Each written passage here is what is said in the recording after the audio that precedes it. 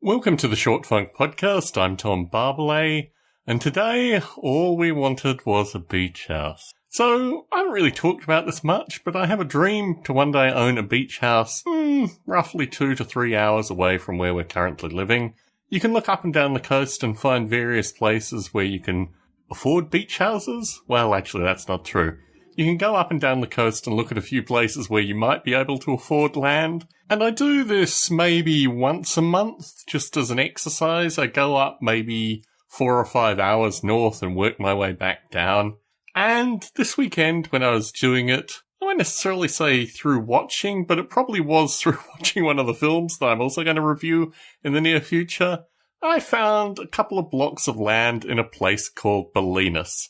Now, Bolinas, if you take where the Golden Gate Bridge meets the north part of the bay, so around Marin County, and you extend westward, there is a peninsula, a beach, and then there's another kind of peninsula that juts out into the Pacific Ocean, and that is Bolinas.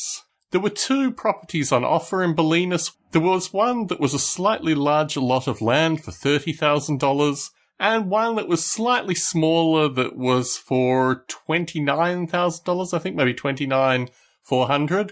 And I thought to myself, this is ridiculous. This is unused land, about 2 hours away from where we are. Public transport route? I mean, there were all boxes ticked. I thought to myself, this is too good to be true.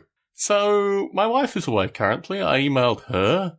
Emailed my mother also. My mother's always interested in beach houses. And I thought this is just ridiculous. So, the problem with the 2 blocks, as indicated on the real estate listing, was that currently there are water restrictions and they're not giving out any water meters currently. So, this is the kind of thing where you put your money in now and then you wait for them to give out water meters. And the drought has been in effect for about 18 months. May go on forever, but eventually, these folk are going to have to give up water meters. There are probably about 35 to 40% of the land is developed, and there are a number of multi-million-dollar homes in the Bolinas area. So this looked like it was just too good to be true. And after a couple of days of looking at it on Google Street View and just getting a sense of what was going on around it, I realized that the smaller lot was probably slightly better because it was, not really used, and the larger lot was a corner lot, and it had, the neighbours already parking their cars on the lot, so I thought, that doesn't settle too well with me. I dreamed of building a tiny home and taking it out there and just waiting for when these water restrictions would no longer be in place so we could actually build on the land.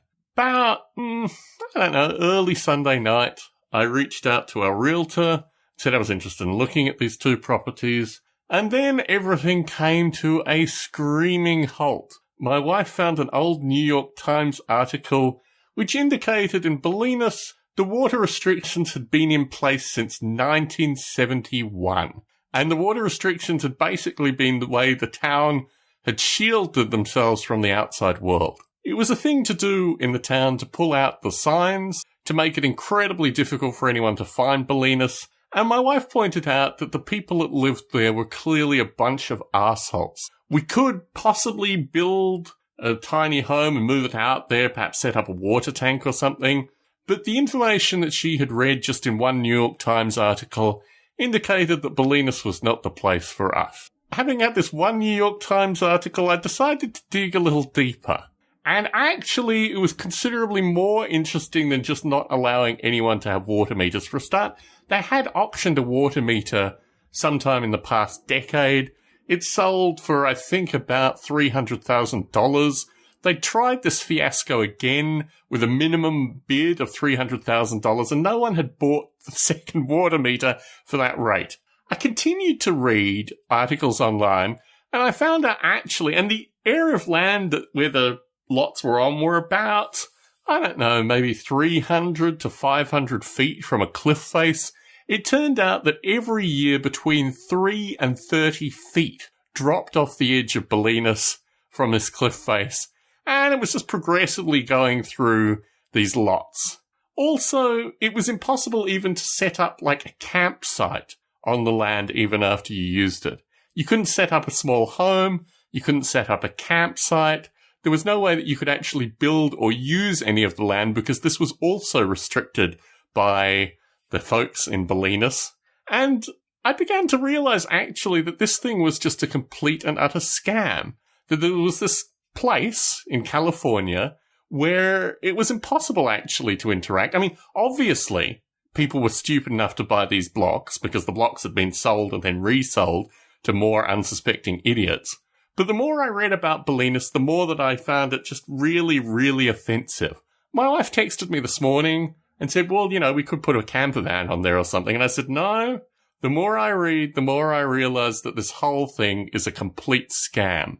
And in fact, it's really a satire of these California folk and the California elitist lifestyle. This place called Bolinas, where they sell land for very cheap, but you can't do anything with it, and quite frankly, they don't want you there. Tom Barbalet in San Jose, signing out.